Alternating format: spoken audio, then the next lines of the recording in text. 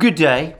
Today I'm going to focus entirely on military news from the various front lines in Ukraine because the last couple of days or hours have been filled with activity. And I would say that overall the news is bleak for Ukraine.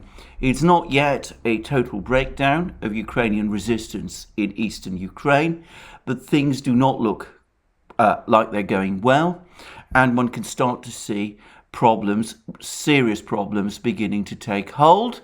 And they arise, in my opinion, very much from the consequences of these stand and fight orders that appear to have been given to the Ukrainian forces, primarily for political reasons. Let me begin first with Ukrainian actions. Over the last couple of days, Ukraine has been engaged in two counter-offensives, or offensives if you prefer. One north of Kharkiv, which appears to be aimed at reaching the Russian border, but which also seems to have had an intention or an objective of encircling and trapping some Russian troops who were close to Kharkiv city, and a second, which is an attempt to recapture Snake Island. This is this island some 30 kilometers from Odessa, off the coast of Odessa, which was captured by the Russians early in the war.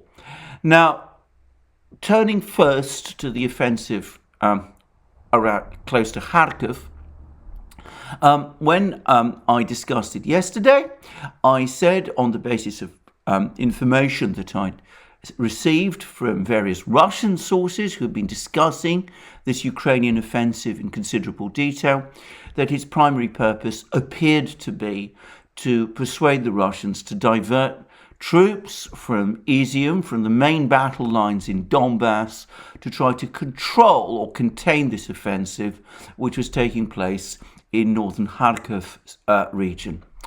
I think that may be part of the thinking behind this offensive, but I have come to the view that there is actually an even more important reason behind this offensive, and which also touches on the events in Snake Island, which I'm going to discuss in a few moments. And that is that I think both this offensive in northern Kharkiv region and the attack on Snake Island are essentially PR exercises intended to show that the Ukrainians are fighting and going on the attack in various places on the eve of the Victory Day celebrations in Moscow. In other words, they are an attempt to spoil Moscow's Victory Day celebrations, give Ukraine a propaganda win, and, by the way, also reinforce the narrative, which we've seen so widely articulated in the Western media, that Ukraine is in some form winning the war. Well, let's turn first to that offensive in northern Kharkiv region. The Ukrainians did capture a number of villages, and it seems, however, that the Russian and allied troops, mainly troops, by the way, of the Lugansk militia in this part of Kharkiv region, were relatively few in number, and that the Russian military took a decision to pull them back. They also took a decision, and this is an important contrast with the kind of stand and fight orders that the Ukrainians seem to follow. They also took a decision to pull back the Russian troops who were stationed closer to Kharkiv city, thereby defeating, or rather, if you like, negating whatever Ukrainian plan there might have been to encircle and trap these troops. Now, this is a tactical withdrawal. It's the sort of thing that military leaders do in war. Going back to the fighting in Ukraine in 2014, the pro-Russian militia that was in occupation of the town of Slavyansk decided to withdraw from Slavyansk when it became clear that it would not be able to withstand the Ukrainian counterattack against that city. And it withdrew to the far more important and far more easily defended city of Donetsk, from which it was able to mount a spirited resistance to the Ukrainian offensive, leading eventually to creating the conditions which led to that Ukrainian offensive's failure, this in the summer of 2014. Well, the Russians did exactly the same in northern Kharkiv region. They didn't throw away lives and equipment in order to hold on to various villages of little strategic significance. They were obviously not waging a PR war, so they decided to withdraw these troops, with the result that the Ukrainian offensive basically punched air. Now, over the last few hours, I've been hearing reports that the Russians have launched strikes which have demolished certain bridges. This is being a war of demolishing bridges in many places. Anyway, the Russians seem to have carried out strikes demolishing several bridges in this region. And it is not, to my mind, entirely impossible that the Russians are retreating in order to lure the Ukrainian troops, who are also apparently relatively few in number, into a position where they too could be perhaps trapped against the Russian border and eventually surrounded and destroyed. Now, that's a guess. I'm not sure that's the case, but in any case, this much trumpeted Ukrainian offensive, heavily promoted by neocon outfits like the Institute of War in the United States, seems to me to have achieved little of any real significance. The events in Snake Island have been altogether more dramatic, and here I have to say that this seems to have been a rather more serious Ukrainian offensive. Now, say Snake Island, I'm not sure what military significance it has, or whether it has any military significance, but clearly it's become an important symbol, at least for Ukraine. And there seems to have been, over the last couple of weeks, a serious preparation of an attack on Snake Island from Odessa in order to recapture it. Now, it's possible, in fact, I think it is highly likely that the Moskva incident may in some way have been connected with the preparations to recapture Snake Island. Anyway, the Ukrainians did eventually launch their attack over the course of the last few hours. And here there's a certain amount of fog of war, but what is quite clear is that the Russians had been expecting this attack. They had actually withdrawn all their troops from Snake Island, in effect inviting the Ukrainians to try to deploy troops there. Ukrainian troops then tried to land on Snake Island in helicopters and amphibious craft. The helicopters were destroyed. Most of the amphibious craft were destroyed as well. The Ukrainian troops on Snake Island appear to have suffered serious losses and appear to have retreated. The survivors appear to have returned to in Odessa in inflatable boats, or at least that's most of what the reports are saying. And by the way, I'm basing this on reports both from Ukrainian as well as Russian sources. Of course, that is not quite what the Ukrainian military, or at least the Ukrainian government, is saying. They've attempted to pass off film of the destruction of one of their helicopters on Snake Island as a destruction of a Russian helicopter on Snake Island. But I think there's been quite a lot of analysis of that video, and it's conclusively proved that the helicopter in question, a Mil-8, was in fact a Ukrainian helicopter participating in this attack. I suspect that the reports we were getting 2 days ago about the attack on Russia's Admiral Makarov frigate was also in some way connected to this particular incident. And of course, the Ukrainians also have released video of some kind of Russian amphibious craft which was supposedly also destroyed near Snake Island by a Bayraktar drone. I should say that Russian commentators are very skeptical about the latter claim. They claim that the designation of this amphibious craft, which the Ukrainians are giving, is of one which does not exist in the Russian Black Sea Fleet, or indeed in any part of the Russian fleet. Well, I'm not going to comment on that, but in any event, the ship in question does not seem to have been an important vessel for the Russian Navy. So it seems, from the patchy information that we're getting, that the Snake Island attack was something of a debacle. Now, we're also getting further news that for today, Sunday, that a Ukrainian missile corvette, one of the few remaining warships of the Ukrainian Navy, has also been destroyed, and it seems that also 2 Ukrainian aircraft were shot down. These are not, by the way, the Ukrainian aircraft which carried out a night raid on Snake Island.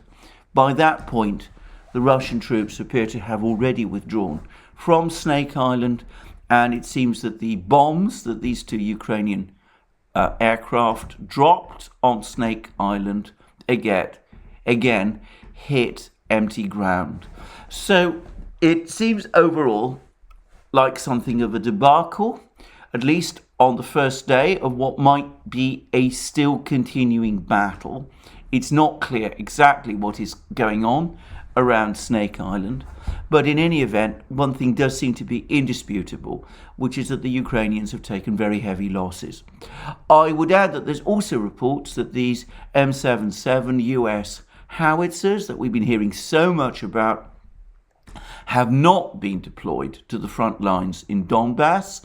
They've been deployed around Odessa, and that their purpose was to provide artillery support for the Ukrainian troops who were going to be deployed to Snake Island in anticipation, presumably, of ground fighting there, which did not, of course, take place.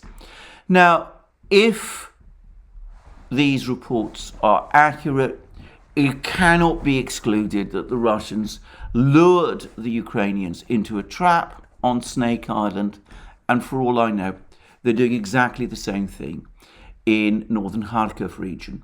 Now, all of this, of course, information is still extremely garbled and unclear.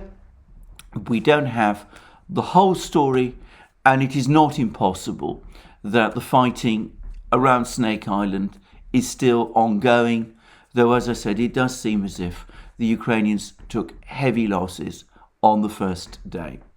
Anyway, all of this is secondary to what is happening in the main theatre of the war. And here we've had some very dramatic news. Firstly, it's now clear that the important town of Popasnaya is now essentially under Russian control.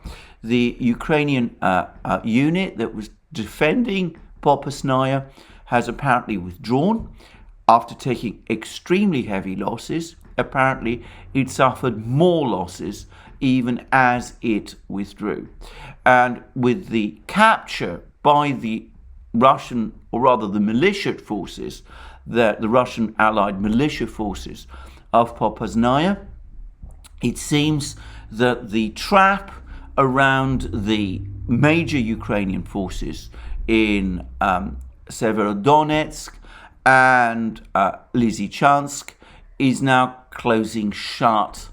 And some of you will recall that about a week ago, perhaps even 2 weeks ago, I was reporting rumors that the Ukrainian troops were planning to withdraw from Severodonetsk. Apparently, there were indeed requests from the Ukrainian commanders on the ground for such withdrawals. The Ukrainian High Command in Kiev again countermanded those orders, and the result is that those troops now look increasingly likely that they're going to be trapped without any possibility of withdrawal at all. A withdrawal, by the way, would anyway have been a complicated affair given Russian control of the air over Donbass and the overwhelming Russian artillery, which would be able to inflict massive losses on any Ukrainian troops which were withdrawing across open country. But anyway, there we are. It seems that the trap around the forces in Severodonetsk and Lysychansk is now closing. There's some talk that Ukrainian troops are going to withdraw from Severodonetsk and retreat to Lysychansk itself. Lysychansk is apparently easier to defend and is on higher ground than Severodonetsk, and some suggest that it would be that the Ukrainian artillery in Lysychansk would still be able to dominate the situation in Severodonetsk. Of course, that always assumes that artillery, that Ukrainian artillery, has shells, ammunition to continue to expend in the fighting for Severodonetsk and Lysychansk if this encirclement is completed. Now, I would add that the fall of Popasnaya, with the equivalent fall of Rubizhnoye earlier in the war, about a week ago, with the industrial areas of Rubizhnoye now also apparently under Russian or Allied control, not only tightens the trap around the Ukrainian forces in Severodonetsk and Lysychansk, but it also signals what is likely to be the gradual collapse of Ukrainian resistance in this part of the Donbass, in the northern Donbass area, in this particular cauldron or encirclement which the Russians have been working to create for some time.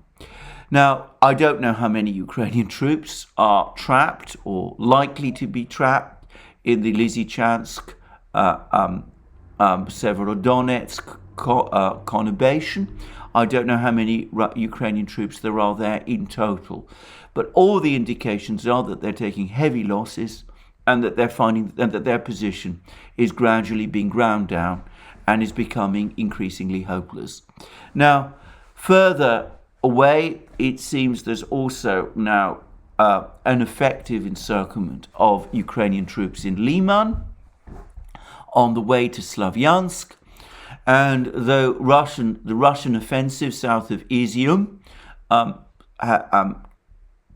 stopped, I suspect more for redeployments and things of that kind than because of any particular Ukrainian resistance. All the indications are that it will resume over the next few days, with Russian forces and Allied forces pressing ever closer to Slavyansk and Kramatorsk, which look like being encircled fairly soon in the same way that the troops in Severodonetsk and Lysychansk are being.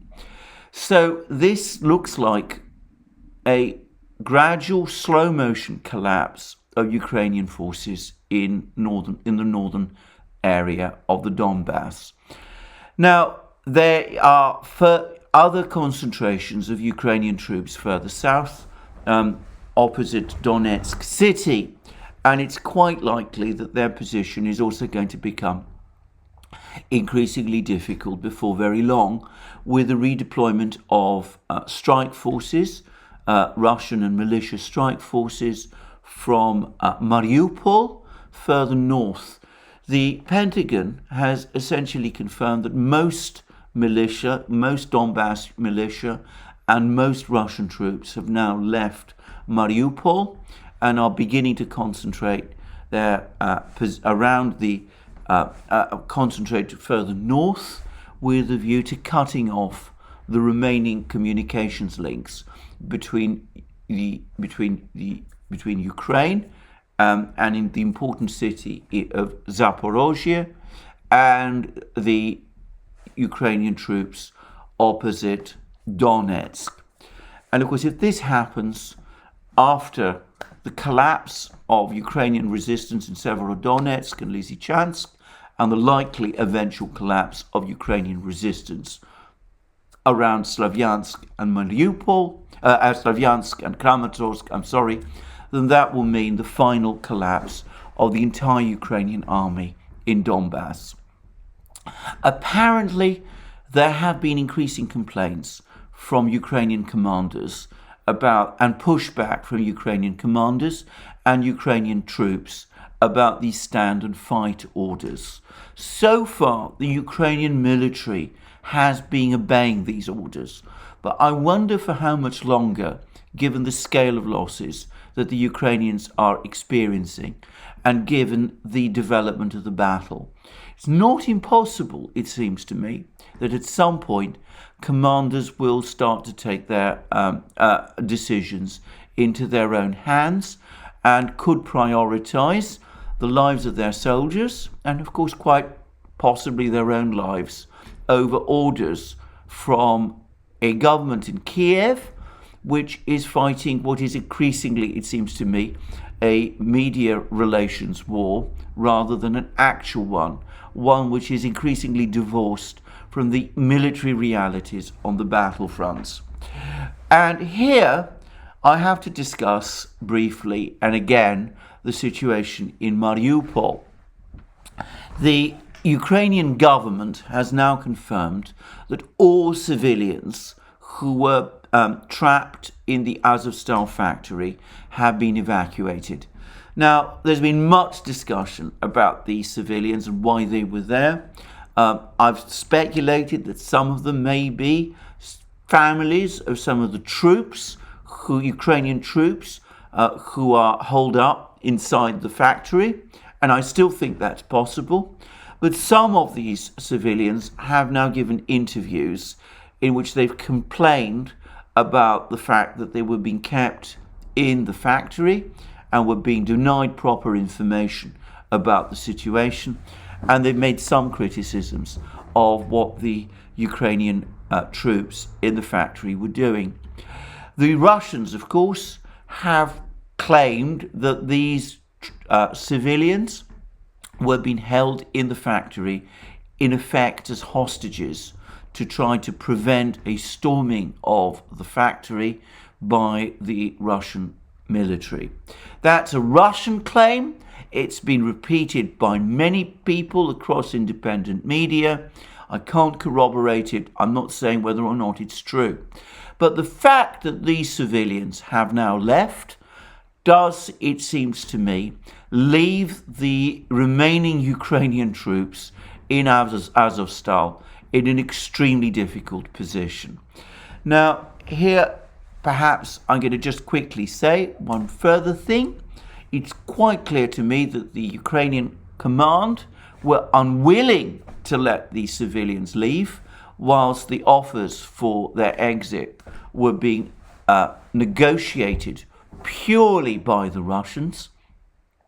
The Russians found a solution to this problem by inviting the UN Secretary General, Mr. Guterres, to Moscow. I was surprised that they actually did so, given the words of criticism that he has made about the whole Ukraine operation. But clearly Guterres was brought to Moscow in order to get the UN's humanitarian agencies and the International Red Cross involved in evacuating the civilians from Azovstal.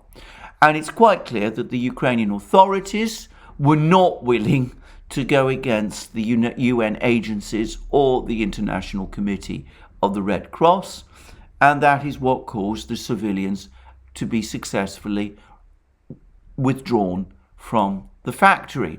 But as I said, this has left the Ukrainian troops in Azovstal in a very difficult position.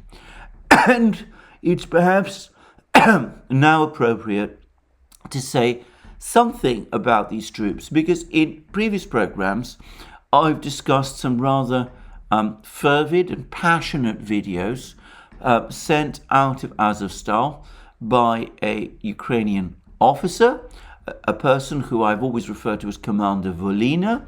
I've never been exactly clear as to his precise role or position in the military hierarchy in Azovstal, or even which unit he belongs to, even though he has represented himself and been accepted by most of the media as the commander of the Ukrainian Marine Forces, which are part of the Ukrainian regular army, which has been defending Mariupol. Well, I've not disputed this up to now, and I still don't fully dispute it. I think it's possible, quite possible, that he does belong to this unit. But an interesting fact has now happened, which is that the actual commander of this unit, an officer called Colonel Baranyuk, has now appeared, and it's clear that he is in Russian captivity, as is his deputy commander. And Colonel Baranyuk has given interviews on Russian media, which I have no intention of discussing. I think it's frankly inappropriate to have officers in the middle of a war interviewed in this way. But clearly, he doesn't seem to be part of the same command structure as Commander Volina is. And I've heard suggestions that though Commander Volina, I'm not even sure what his exact rank is indeed a Marine officer. The number of actual Ukrainian Marines in the factory is perhaps 50, and that most of the Ukrainian troops in Azovstal are indeed from the Azov battalion and other irregular forces, as had appeared to be the case, or was being reported to be the case a few weeks ago, before Commander Volina appeared and started to make his videos. Anyway, regardless of his exact role, or what he exactly does, or what his actual command position is, the fact remains that he continues to paint a desperate picture of the condition of the Ukrainian forces in Azovstal. He continues to plead for a Ukrainian counteroffensive to relieve the Ukrainian troops trapped in the Azovstal factory. That, it seems to me, is a fantastic idea, and he still asks for some form of evacuation of these troops to some third country, which is also an idea that the Russians have completely ruled out. He's also suggested that the wounded, at least, be evacuated from the factory to a third country. I understand that the Russians are rejecting that also. They're insisting that all of the troops, the Ukrainian troops in Azovstal, must surrender to a man. Well, we will see what happens, but I do ask myself that now that the civilians are no longer there, again, what is the point of these troops in Azovstal continuing to hold out in the way that they are? The Russians have resumed heavy artillery shelling of Azovstal. They're bombing the factory with their heavy bombers. One has seen some rather terrifying pictures of these huge bunker-busting bombers falling on the factory. It doesn't seem to me as if it makes any sense for these troops, who by their own account are running out of food, to continue to holding out in Azovstal. And I would have thought that some kind of negotiated surrender is the obvious and logical way forward. Now, on the question of relief, of Ukrainian offensives coming to rescue the troops in Azovstal, I have to say that I'm getting increasing numbers of reports that Ukrainian commanders all across the Donbass, who find themselves in impossible positions have been receiving the same promises from Kiev that help is on its way, except of course that help never comes. And there's even some reports that Popasnaya itself, that the Ukrainian unit that was defending Popasnaya, was also receiving repeated promises of a relief operation to save them from imminent from defeat or destruction or encirclement or whatever. And there were even some reports a couple of days ago of Ukraine actually throwing 3,000 troops, it's unclear from where they were coming from, into some sort of counteroffensive in Lugansk region, presumably to relieve the troops in Popasnaya or in the Severodonetsk, Lysychansk conurbation. Only this counteroffensive never seems to have materialized. I have to say that, and I come back to my video yesterday, that all of this again shows the danger of trying to win the war through, if you like, information, through propaganda, if you like, through all of those sort of things. As I said, propaganda is an unavoidable part of war. But if you are deceiving your own men, if you're deceiving your own commanders, if you're asking them to hold and stand, make stands which are hopeless and which will lead you to eventual defeat, if you're causing your soldiers as a result to die in pointless defenses of undefendable positions, then this propaganda that you're waging, this propaganda war that you are waging, doesn't help you win. It leads you into a trap. And I worry that that is exactly what Ukraine is doing. The attack on Snake Island seems to me to fall into this category. Perhaps Snake Island has some larger military significance, which as a non-military person I cannot personally see. Or perhaps there are some strategic plans connected to this offensive in Kharkiv, which again I don't see. But if these are, as I strongly suspect, public relations exercises to reinforce a narrative of Ukrainian victory, even as the front, the northern front in Donbass, is showing now undoubted signs of collapse and disintegration, then all I can say is that it is wrong and even immoral and is a betrayal of the fighting men on the battle lines. Now, again, there were reports about a month ago that Ukrainian commanders on the battlefields in Donbass were warning Kiev that the position of the Ukrainian army in Donbass was unsustainable and proposing a withdrawal to more defendable lines. If that is true, it's a tragedy that that wasn't done.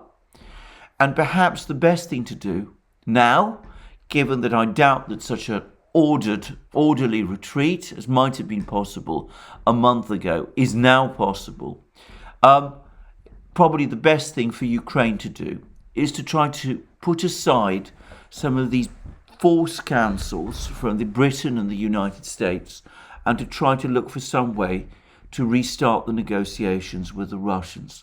The Russians must be extremely angry about the way in which Ukraine went back on its promises in Istanbul, the promises it had made, the concessions it had made in Istanbul. And by the way, I'm getting more information about this. It seems that the United States and Britain point blank told Zelensky, the Ukrainian government, that if Zelensky did indeed make the did indeed act on his promise at the promise of his negotiators in Istanbul, that security guarantees from other powers for Ukraine's future security would not cover Crimea and Donbass, then apparently Boris Johnson and officials in the US warned Ukraine that in that case Britain and the United States would simply refuse to give Ukraine the security guarantees it was looking for. And that, together with the promise of Western military aid, was what apparently persuaded Ukraine to keep fighting. Well, the Ukrainians should by now have come to understand that these promises from the West and these threats from the West are leading Ukraine ever further down a trap. I think that they should stop worrying or thinking about what the West is going to do and start looking be more focused upon what is happening in Ukraine on the ground. The missile war against Ukrainian industrial facilities, against the Ukrainian transport system, against the Ukrainian oil and refinery system that the Russians have been waging over the last few weeks is continuing. In fact, it continues to intensify. There are reports that Ukrainian losses are now increasing by the day. I'm going to say this. I saw a figure. I can't confirm this. I'm not sure it's true. But there was a figure that up to 790 Ukrainian soldiers were killed in a single day. It's the only figure of that nature I'm going to repeat. I'm not sure how accurate it is, but it does seem as if Ukraine is losing large numbers of men killed on the battlefield. And I've also seen, by the way, another report which is allegedly drawn from Ukrainian sources, which gives totals for Ukrainian killed and wounded, which are in the very high thousands. I'm not going to quote the exact figure again because I can't corroborate this figure myself, but which do seem to be roughly in line with the kind of losses that the Russians claim that they are inflicting on Ukraine. Well, even if these figures are wrong and inaccurate, it is indisputable, or so it seems to me, that Ukraine is suffering massive losses on the battlefields, and it is losing ground where it matters in Donbass, and before long, it is going to lose full control of both the Donetsk and Lugansk regions, as well as of most of Zaporozhye region and of all of Kherson region. So I think that the Ukrainians need to focus on those realities, on the ongoing collapse of the Ukrainian economy, on the likely eventual collapse of its financial system.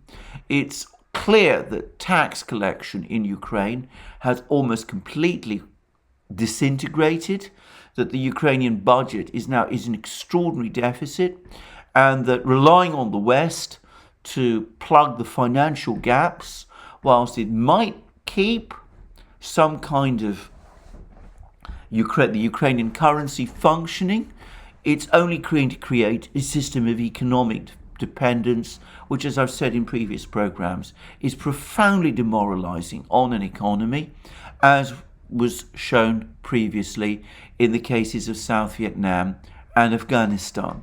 So I think that the Ukrainians need to look at the situation on the ground and come back to those difficult decisions that they were starting to make during the fighting in March. And I think they need to put aside the false counsels of people like Boris Johnson and whoever is speaking to them from the United States, Tony Blinken, Jake Sullivan, whoever that is, and accept that some kind of negotiation, some kind of negotiated solution to this war is the correct way forward. Now, I suspect that the Russians, very angered by what happened in the week after the apparent move by the Ukrainians to make those concessions in Istanbul are going to be less, shall we say, accommodating than they were during the negotiations in Istanbul. A month, a disastrous month, more than a month, has been lost as a result of the switch in Ukrainian positions. But hopefully, and just perhaps, they will still be in a mood to negotiate with the Ukrainians to seek some sort of compromise. Well, we will see. I'm not sure that the Russians would be prepared to do that, but perhaps, given that from the Russian point of view, I suspect a diplomatic solution to the war is probably something that would help them, especially in their relations with friendly countries like India and China. In other words, that it might not be fully in Russian interests to seek a complete military solution, simply because Beijing and Delhi and other capitals might not be entirely happy with that. Given that that is so, it's just possible that the Russians might come back to the negotiating table and negotiate with the Ukrainians, even though their demands will almost certainly be harder than they were when the concessions appear to have been made in Istanbul. I'm going to say, in addition to this, that there were some words from Zelensky the other day which did suggest that his mind might be turning back towards negotiations. He again said that he was open to a diplomatic solution, though he did what he always does, which was make impossible red lines, such as that the Russians withdraw all their troops back to the lines, to the positions that they had before the fighting began on the 24th of February. I would say that though that is an impossible demand, and one which the Russians will certainly reject, it is certainly different from the position taken by the British government and by the American government, which appears to be that Ukraine should seek outright victory. In other words, that the Russians should pull back not just to the lines that they had before the 24th of February, but should effectively withdraw entirely from Donbass and Kherson and Zaporozhye and Crimea as well. So, though Zelensky's demands are, as I said, impossible and unreasonable, they do perhaps suggest a break from the extreme demands which continue to be made by the Americans and the British. And that may perhaps signal a willingness on Zelensky's part to resume negotiations, or at least to resume negotiations in earnest. Well, I sincerely hope so. I'm not going to get my hopes up. I'm going to say straightforwardly, I think that the outcome of the war will still be decided militarily. I think the Russians are now profoundly cynical and exasperated with the Ukrainians, and I don't personally think that anything can happen that's going to save that Ukrainian army in Donbass. But we will see what takes place over the next few days and whether reality will finally break through in Kiev. Well, that's all I wanted to say today about the military situation. If there's any more developments, both in Donbass and in this rather strange battle that's taking place, or may be taking place, or may still be taking place around Snake Island, then I will let you all know. And thank you again for joining me today. Remember, you can find us on other platforms, on Rumble and on Locals. And of course, if you're watching this video on Rumble, and indeed if you're watching any Duran or Alexander Mercouris or Alex Christoforou videos on Rumble, then if you go to the top of the video, you will see a red maroon button. If you press that button, that will take you directly to our Locals homepage, where you can decide to join our community, our Locals community, become an active member, participate in my Wednesday live streams, which take place every Wednesday exclusively on Locals at 1400 hours Eastern Standard Time. And of course, we are also present on other platforms like the new free speech platform SuperU, and also on ODYSEE. And of course, you can support us via Patreon and Subscribestar, links under this video. And you can also, of course, go to our shop, buy the great things that you will find there, our t-shirts, our sweatshirts, our hoodies, our amazing and fabulous and brilliant magic mugs. Large assortment of those, by the way, on our shop.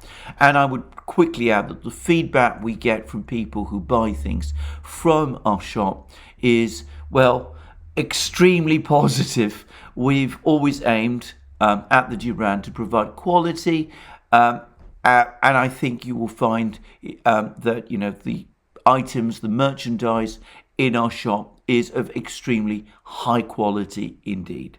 And last but not least, don't forget to press the like button to this video if you've liked this video, and also to check your subscription to this channel. Thank you for joining me again today. Have a very good day, and more from me soon.